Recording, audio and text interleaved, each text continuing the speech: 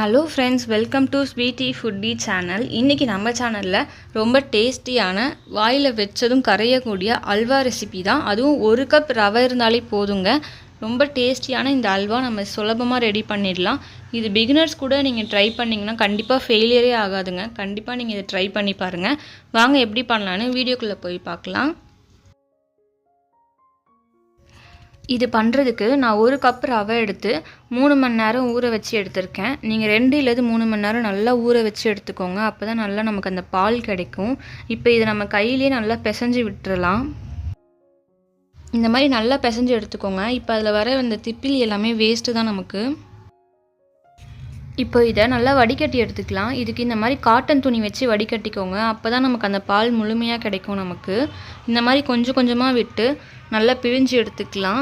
இது நீங்கள் ஒரு வாட்டி பிழிஞ்சதுக்கப்புறமா கூட கொஞ்சம் தண்ணி ஆட் பண்ணி ஒரு 3 டைம் அளவுக்கு நம்ம நல்லா பிழிஞ்சு எடுத்துக்கலாம். 2 டைம் நல்லா பால் கிடைக்கும் நமக்கு. 3வது டைம் கொஞ்சம் லைட்டாக தான் கிடைக்கும். அந்த அளவுக்கு நீங்கள் பிழிஞ்சு எடுத்துக்கிட்டிங்கனாலே நமக்கு கரெக்டாக இருக்கும். தண்ணிக்கெலாம் எந்த அளவும் இல்லைங்க. நீங்கள் நார்மலாக கொஞ்சம் கொஞ்சமாக தண்ணி விட்டு நீங்கள் பிழிஞ்சு எடுத்துக்கோங்க. இப்போது நமக்கு இந்த அளவுக்கு பால் கிடச்சிருக்கு. இதை உங்கள் வீட்டில் இருக்க ஒரு டம்ளரோ இல்லை கிண்ணமோ ஏதாச்சும் இருந்துச்சுன்னா அதில் அளந்து எடுத்துக்கோங்க. நான் இன்றைக்கி எங்கள் வீட்டில் இருக்க ஒரு டம்ளரில் தான் அளந்து எடுத்துக்க போகிறேன். இப்போது எனக்கு எத்தனை டம்ளர்னால் 3 டம்ளர் எனக்கு பால் கிடச்சிருக்கு.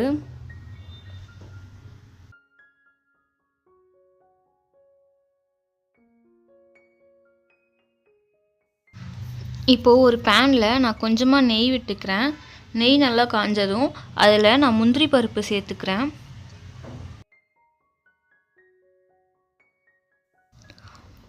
இப்போது முந்திரி பருப்பு நல்லா வறுபட்டுருச்சு. இதை நம்ம வேறு பிளேட்டில் மாற்றி வச்சுக்கலாம். இப்போது அதே பேனில் நான் 1.5 டம்ளர் சுகர் ஆட் பண்ணிக்கிறேன். 3 கப் பாலுக்கு 1.5 டம்ளர் சுகர் கரெக்டாக இருக்கும். இதில் நான் 1.25 டம்ளர் மட்டும் ஆட் பண்ணிவிட்டு 1/4 டம்ளர் நான் மெல்ட் பண்ணுறதுக்கு தனியாக எடுத்து வச்சுக்கிறேன். உங்களுக்கு புரியும்னு நினைக்கிறேன். 3 டம்ளர் பால் எடுத்துருக்கோம். அதுக்கு பாதி அளவுக்கு 1.5 டம்ளர் சர்க்கரை ஆட் பண்ணாலே கரெக்டாக இருக்கும். இப்போ இதில் 1/4 டம்ளர் அளவுக்கு தண்ணி ஊற்றினா மட்டும் போதும். நல்லா கரையட்டும் சர்க்கரை. இந்த ஸ்டேஜில் நம்ம ஒரு 1/4 டம்ளர் சர்க்கரை எடுத்து வச்சுருந்தோம் இல்லையா, அது ஒரு பாத்திரத்துக்கு மாற்றிட்டு மெல்ட் பண்ண ஸ்டார்ட் பண்ணிடலாம். நீங்கள் லோ ஃப்ளேம் வச்சு மெல்ட் பண்ணுங்கள். தண்ணி எதுவும் ஆட் பண்ணிடாதீங்க. அதுவே மெல்ட் ஆகிட்டு நல்லா ப்ரௌன் கலரில் வரும். அது வரைக்கும் நம்ம வெயிட் பண்ணலாம். இப்போ பார்த்தீங்கன்னா சர்க்கரை நல்லா கரைஞ்சி கொதிக்க ஆரம்பிச்சிருச்சு. இந்த ஸ்டேஜில் இது பிசுபிசுப்பாக இருக்கான்னு செக் பண்ணிக்கோங்க. இதில் எந்த கம்பி பதமும் வரணும்னு அவசியம் கிடையாது. பிசுபிசுப்பாக இருந்தால் மட்டுமே போதும். இப்போது சர்க்கரை கரைஞ்சி நல்லா பிசுபிசுப்பாக இருக்குது. இந்த ஸ்டேஜில் நம்ம ரெடி பண்ணி வச்சுருந்த பாலை ஆட் பண்ணிக்கலாம். நீங்கள் ஆட் பண்ணுறதுக்கு முன்னாடி நல்லா கலக்கி விட்டுட்டு ஆட் பண்ணிக்கோங்க. இல்லைனா அடியில் தங்கி இருக்கும். அதெல்லாத்தையும் நல்லா மிக்ஸ் பண்ணிவிட்டு ஆட் பண்ணிக்கோங்க. பாலை ஆட் பண்ணதும் கைவிடாமல் நீங்கள் மிக்ஸ் பண்ணிகிட்டே இருங்க. அப்போ தான் கொஞ்சம் சீக்கிரமாக ரெடியாகும் அல்வா நமக்கு. இப்போ கொஞ்ச நேரத்துலேயே நமக்கு அந்த ஜெல்லி பதம் கிடைக்கும். கொஞ்சம் ஜெல்லி மாதிரி இருக்குது பார்த்தீங்களா, உங்களுக்கு தெரியும்னு நினைக்கிறேன். இந்த பதம் ஸ்டார்ட் ஆகிடும். இது இன்னும் கொஞ்சம் ஜெல்லி மாதிரி வரணும். அது வரைக்கும் நம்ம மிக்ஸ் பண்ணிக்கிட்டே இருக்கலாம். இப்போ பார்த்தீங்கன்னா நமக்கு நல்ல ஜெல்லி மாதிரி கிடச்சிருக்கு. இந்த ஸ்டேஜில் நம்ம மெல்ட் பண்ணி வச்சுருந்த சுகரை ஆட் பண்ணிவிட்டு நல்லா மிக்ஸ் பண்ணி விட்டுக்கலாம். இப்போது கைவிடாமல் நல்லா மிக்ஸ் பண்ணிகிட்டே இருங்க. இதுக்கு தானாக கலர் மாறி வரும். இதில் நம்ம எந்த ஃபுட் கலரும் எந்த வாசனை பொருளும் நம்ம சேர்க்க போகிறது கிடையாது. நமக்கு இந்த மெல்ட் பண்ணி வச்சுருக்க சுகரே நல்ல டேஸ்ட் கொடுக்கும் நம்ம அல்வாவுக்கு. இதை நல்லா மிக்ஸ் பண்ணிக்கிட்டே இருக்கலாம். இப்போ பார்த்தீங்கன்னா நல்லா கலர் மாறிட்டு அல்வா பதத்துக்கு நல்லா வந்திருக்கு. இது இன்னும் கூட நல்ல கலர் மாறி வரணும். இந்த ஸ்டேஜில் நம்ம கொஞ்சம் கொஞ்சமாக நெய் விட்டு மிக்ஸ் பண்ண ஆரம்பிக்கலாம்.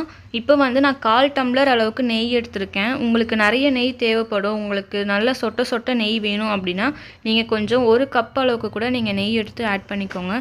நான் 1/4 கப் அளவுக்கு நெய் எடுத்து ஒரு ஸ்பூனாக ஆட் பண்ணி மிக்ஸ் பண்ணி எடுத்துக்கிறேன்.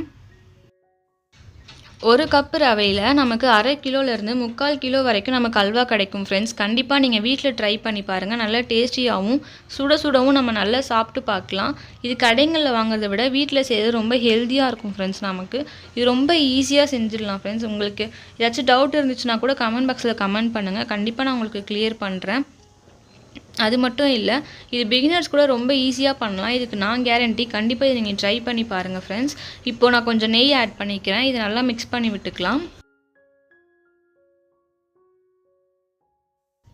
இப்போது பார்த்தீங்கன்னாவே உங்களுக்கு தெரியும் அல்வா எந்த அளவுக்கு கடாயில் ஒட்டாமல் பிரிஞ்சு வருதுன்னு சொல்லிட்டு. இது இன்னும் கூட நல்லா பிரிஞ்சு வரணும் ஃப்ரெண்ட்ஸ். இன்னும் நல்லா திக்காகணும். இந்த ஸ்டேஜில் நான் கொஞ்சமாக வறுத்து வச்சுருந்த முந்திரி ஆட் பண்ணிக்கிறேன். ஆட் பண்ணிவிட்டு நல்லா மிக்ஸ் பண்ணி விட்டுக்கோங்க. இது இன்னும் நெய்யை விட்டு மிக்ஸ் பண்ணிக்கிட்டே இருக்கலாம்.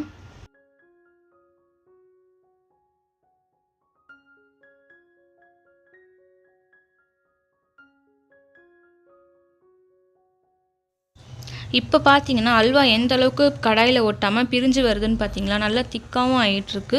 இந்த ஸ்டேஜ் வந்து கரெக்டாக இருக்கும் ஃப்ரெண்ட்ஸ். இதை நல்லா நெய்யோடு மிக்ஸ் பண்ணி விட்டுட்டு நம்ம வேறு பாத்திரத்தில் மாற்றி வச்சுக்கலாம். இது கண்டிப்பாக பிகினர்ஸ் கூட ட்ரை பண்ணலாம் ஃப்ரெண்ட்ஸ். கண்டிப்பாக இதை நீங்கள் ட்ரை பண்ணி பாருங்கள். எப்படி இருந்துச்சுன்னு கமெண்ட் பாக்ஸில் கமெண்ட் பண்ணுங்கள். கண்டிப்பாக இந்த ரெசிபி உங்களுக்கு பிடிச்சிருக்கும்னு நம்புகிறேன். இந்த வீடியோ உங்களுக்கு பிடிச்சிருந்துச்சுன்னா லைக் பண்ணி, ஷேர் பண்ணி, சப்ஸ்கிரைப் பண்ணிக்கோங்க. கூடவே அந்த பெல் ஐக்கானையும் கிளிக் பண்ணி வச்சுக்கோங்க. அப்போ தான் நான் போடுற வீடியோஸ் எல்லாம் உங்களுக்கு கண்டினியூவாக வந்துக்கிட்டே இருக்கும் ஃப்ரெண்ட்ஸ். எப்போவுமே உங்கள் சப்போர்ட் எனக்கு கொடுத்துட்டே இருங்க. தேங்க்யூ ஃபார் வாட்சிங் ஃப்ரெண்ட்ஸ்.